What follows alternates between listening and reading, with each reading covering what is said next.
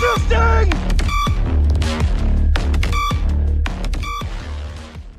What's up YouTube, this is David of Airsoft, and in this video today I'm going to show you how I pack for a 24-hour Milsim op. In this particular instance, I'm going to be explaining what I put in my gear bags, why I carry them, as well as my particular circumstances, which may vary from person to person. In my particular instance, I'm going to be driving to this event, and I'm also going to be sleeping in my vehicle.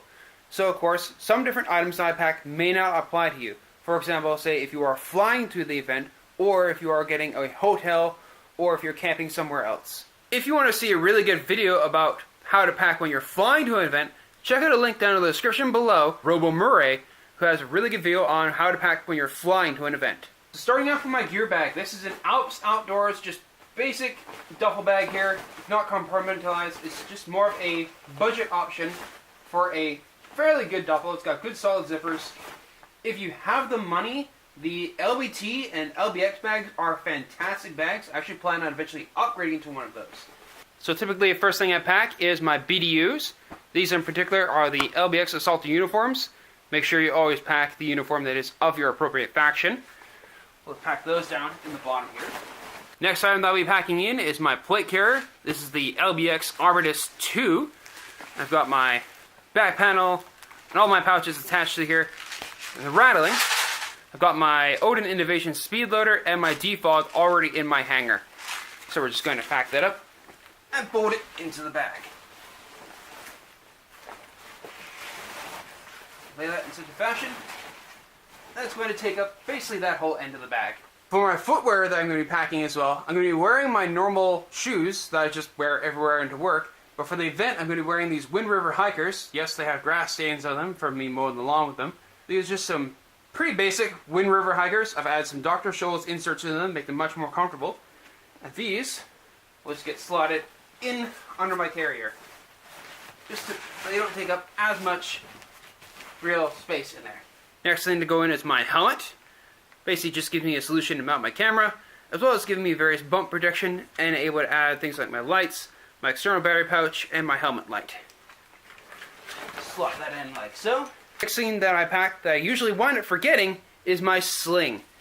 This in particular is a Magpul MS3 sling. I'm eventually going to be upgrading to a padded sling. This is just the MS3, and we'll just drop that in there. I also typically would pack a small balaclava of sorts. These are actually good in hot weather, surprisingly, especially if they're the very thin stretch material type, because they keep bugs off your head. You can soak them in water to help keep yourself cool, and they just protect your face too. This in particular is made by Primos. Just gonna drop that in there. One of the important things that I will also always pack is a set of gloves. These in particular are the Mechanics .5 coverts. But in addition to these gloves, I always pack an extra set, just in case these ones fail, get lost, or somebody else needs gloves in an emergency situation. That way, I always have 2 sets of gloves.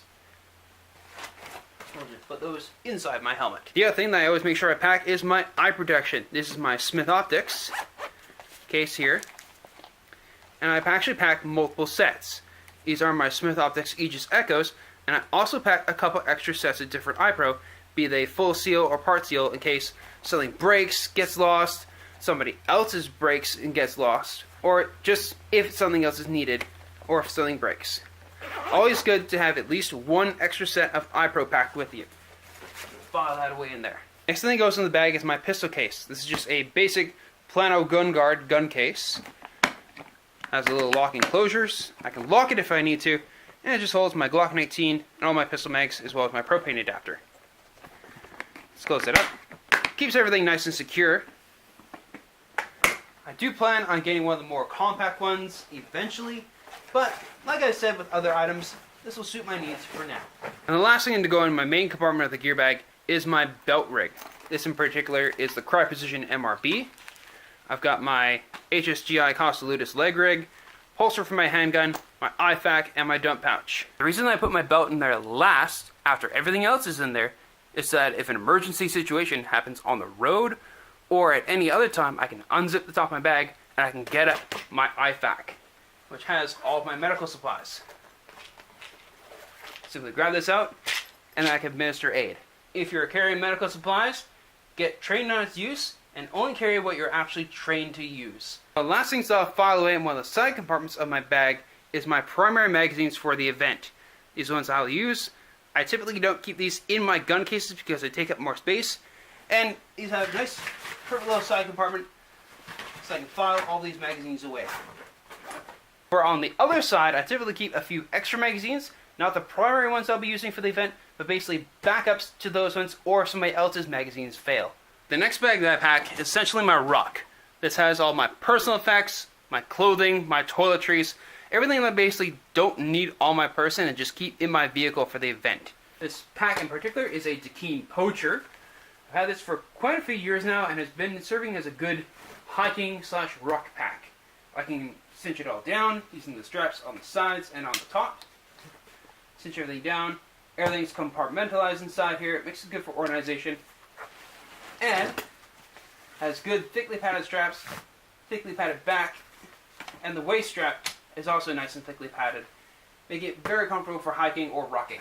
In the uppermost compartment, where I'll probably be using it the most, is where I keep most of the toiletries, such as a face cloth, a couple of lighters just in case, toothpaste, mouthwash, basically just things to help me keep clean. Also have some extra paper towels, polysporin, band-aids, basic wound care, or if I need to wipe something up. And then one thing that I keep extremely important to bring to events like these is bug dope. Always bring bug spray to events. Mosquitoes, especially in hot summer weather in woodland environments, become an extreme nuisance. You'll also see that I have this in a separate bag from everything else. If this were to spray out in amongst my other stuff, everything else would get coated in bug dope. So that's why I keep this in a separate bag from everything else. And then the last thing that I pack, toilet paper. Always remember toilet paper. You don't know how many times I've gone to an event or even just been stopped on the side of the road and you needed toilet paper, or even those really sketchy kind of roadside bathrooms there on the way there. Yeah, toilet paper, always pack it. And then inside, when we undo the top, there's another internal compartment right here as well, where I keep a roll of parachute cord, as well as one of my work X-Acto knives. These things are actually really handy, so if you're helping people working on the field or other stuff there, they have a little X-Acto knife on a holster. Super handy to have. And there's also two main compartments. The front compartment is where I keep all of my extra changes of clothes here. I've got several pairs of comfortable pants. I've got tons of extra t-shirts. I've got comfortable athletic socks and underwear. Stuff that doesn't chafe. Super important that if you're going to an event like this, that you wear stuff that doesn't chafe. Trust me, you're sitting out there in a 24-hour op and your underwear starts to chafe, you can't really scratch it all that easily because, yeah, that shit hurts. Got my shorts I'll be wearing underneath my uniform. An extra hat, just in case I need that, or if I just feel like chilling out and taking the helmet off. Got a towel, just in case things need to be wiped up, or if I need extra padding for something. And then at the very bottom here, in case it starts raining, I also keep my PCU in here. This is my waterproof jacket. I can wear that over top of my gear. I can wear my plate carrier over top of that and stay nice, warm, and dry. So even if it starts raining quite a bit, I can still keep on playing. And the third bag that I pack all my stuff into is this Targus business bag. So on the first side here, we have a balaclava here. I use this to wrap up my camera and my GoPro to keep them extra padded in here, just in case things bounce around.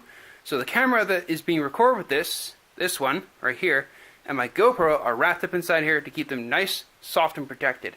Next thing here, it's a small clear container originally used to hold D&D dice sets. I use this to hold all the memory cards for my cameras and helps keep them sealed off from the elements and keeps them all nice and protected and I can see exactly what's in there. This small bag holds all my extra small batteries for all my various electronic devices. Next two things I have in here is my Baofeng radio. I keep this in here as well, not on my kit so things don't get banged up. I have the expanded battery pack and I also keep my extended antenna in here. Help to give us extra range. For the next thing, I've got my BBs in here. For this event, it requires that you use bio BBs. These are my B2 Airsoft Griffin 0.25 gram BBs. It's a sealed 4,000 count container. I highly doubt that I would go through this entire thing over the course of one event, even if I was heavy on the trigger. So, one bottle of BBs should be fine for me. Next thing that I have in here is my small external battery pack. This is what will be sitting on the back of my head to help power my GoPro for an extra long period of time when I'm recording all that sweet gameplay footage this time around. I'll also be packing my extra LiPo batteries for all my rifles. I probably only be running mainly the 11.1s and the 7.4 just as a tester, or as a backup just in case somebody else is running a 7.4 and needs a battery badly. I also keep my cord here. This runs from my external battery pack to my GoPro, and rather than using a really long cord, I'm just using one that's actually GoPro branded. And yeah, keep it nice and short, less wire to worry about. The last thing I tucked away on this side is my earpiece. This is just the one that comes with the Baofeng. I'm going to show you all the contents on the other side since it's a double-sided bag. There's actually two extra compartments here. One is an outer sleeve and the other is an extra internal pocket. For the outer sleeve, I just use it to hold my documents when I'm going to the gun range. But in this case, I use it to hold my folder. It has my ID, my waiver, all my other important pieces I need. You need to have your waiver signed when you go to the event. It's important that you put it in a place that you're not going to lose it. So I keep that right there in my bag where it's not going to get lost. Inside of my other compartment, which is just below that, this is where I keep more items. I keep my gas for my handgun. I've got my X-Cortec X3200 chronograph. I'm mainly bringing this just in case they need an extra chronograph. Typically if I go to events, they'll already have one, but I'm bringing it just in case they need another one, or if they want to be able to chrono people through a little bit faster. An extra speed loader is always handy to have. Much as I really don't like these little pistol speed loaders, it's always good to have an extra one just in case. And I also have all my Enola Gay smoke grenades in here as well, keeping them in a soft protected case so that nothing bad can happen to them. Next thing I'm going to go over is my gun case. This in particular is a Flambeau Outdoor double rifle case. The nice thing about these is that they're fairly affordable. You can pick these up at Canadian Tire for like $20 sometimes. If you're looking for a much more quality case than these, of course you can pick up the very expensive Pelican cases, which are pretty much bomb-proof. But if you're looking for something in between this and a Pelican, you can also pick up the Neutral gun cases. I'm probably going to be picking one of those up in the future. Inside of here, I've got my PTS Masada, my Crytek SPR, and my PTS PDRC, as well as a whole bunch of my accessories. The reason why I'm packing so many different accessories inside of here as well is that I can reconfigure my guns depending on the situation or how I feel like playing. Or if one of my optics or lights gets shot out, I can change it instead of being like, oh crap, now I can't use my gun. Bringing a whole bunch of other PTS guns other than just these, because I'm also going to be setting up a booth at the event. So if you want to check out a bunch of the various PTS stuff, I'll be bringing those so that people can check them out. Here's a few things that I like to pack to events with me, but are not necessary, but just make it that much more enjoyable or more creature comforts. I'll be bringing a pair of folding chairs, just in case I need to rest, or if I'm at the safe zone or under my shelter that I'll be talking about in a sec. Basically just give me somewhere comfortable to sit instead of having to sit there with the door open in my vehicle and actually have just a regular chair. Another very useful thing to have as well is a folding table. This is about a 4 foot by 2 foot folding table. I can use this to put all my gear or my gun on top of when I'm getting set up. I'll also be having a small booth for PTS Syndicate that I'll be using this table for. And when I'm just at my vehicle with everything all set up, I can put food on top here, eat off there, have my gun in there, and just talk and have a table at my safe zone. The last thing I'll have as well is one of those large pop-up shelters. You oftentimes see these at various event sites or booths, the large canopies that unfold and pop open. I'll basically have this set up beside my vehicle as shelter for if it gets really, really sunny and hot or if it starts pouring rain, then I actually have a proper shelter to be under, as well as when I have my booth set up there and it starts raining, I'm going to have all my stuff protected, or if I just want to chill out under a protected shelter, then I have this with me. And lastly, here's a few subsidiary items that you should bring as well to every event that you go to. Starting with the most important thing, water. You must stay hydrated. I don't want to have to be the one that carries you back to the safe zone because you're getting heat stroke or heat exhaustion. It's a good idea for you to bring at least 8 liters of water with you, so that if you have more water to drink or you have to refill a hydration carrier or somebody else runs out of water, you have extra. In my particular case, I'm bringing 12 liters with me. Second thing you should bring with you is, of course, food, because you don't want to have to go and buy fast food all the time or have to leave the event site to go and get food. So in here I have packed about 5 days worth of food, mostly preserved items such as dried fruit, dried nuts, crackers. I've got some small tins of tuna in there as well. A bunch of things that are high in carbs and protein to help keep me energized throughout the entire event. Got it covered with a black bag on top so that everything in there stays cool and dry. I'm going to have it kind of in an out of sight place in my vehicle to keep everything cool and dry. Another good thing to bring with you all the time is tools. You should be able to bring tools so you can fix any part of your AEG or your rifle that breaks. or somebody else has something that breaks, you should always bring a stock toolkit with you. Because we don't want to be that kind of guy who is needing a tool and doesn't have it. So I always make sure I bring tools to events. Since I'll be sleeping in my vehicle, I'll also be bringing a blanket and pillow just for extra creature comfort. The last thing, for the love of all that is holy, bring garbage bags. Bring several so you can make sure you can clean up after the event. And so as I'm eating my food, all the garbage and waste from that can go into a garbage bag. I don't want to be that guy that has to sit there and clean up after the rest of you after the game is over. So make sure you bring garbage bags with you to the event. I also have a few other little tips for you guys in regards to preparing long before the event. One thing you should do before any Milsim event, probably 1 week or even 2 weeks before, is hydrate. Drink lots of water. Your body is going to need it. Your body's not going to be able to absorb a whole ton of water if you just slam it all down right before the event. Your body's going to need time to adjust and process that water into your bloodstream so you can actually use it when you need it. The second thing you should do before the event, probably about a week to a couple of days before the event, is start carbing up. That means consuming a lot of different foods that contain lots of carbohydrates, lots of proteins, lots of essential nutrients to your body so that your body has fuel when you need it. It means lots of pastas, chicken, fish, whole grains, lots of things that are good for you that have high carbs and high protein. Avoid lots of sugary things like junk food, candy, snacks, energy drinks. They're just going to wind up making you burn out. The other tip I have applies to anybody who's driving to a Milsim event. Make sure you keep up to date on all the maintenance on your vehicle. If you're driving down to an event, whether it be the next town over or 5 hours or 12 hours away, you don't want your vehicle to be breaking down or having something go wrong on the way there. That's the worst way to kill an event for yourself. Make sure all of your tires have proper tread and they're all fully inflated to their correct dimensions. Make sure your vehicle has proper oil. Change your oil filters. Change your air filters.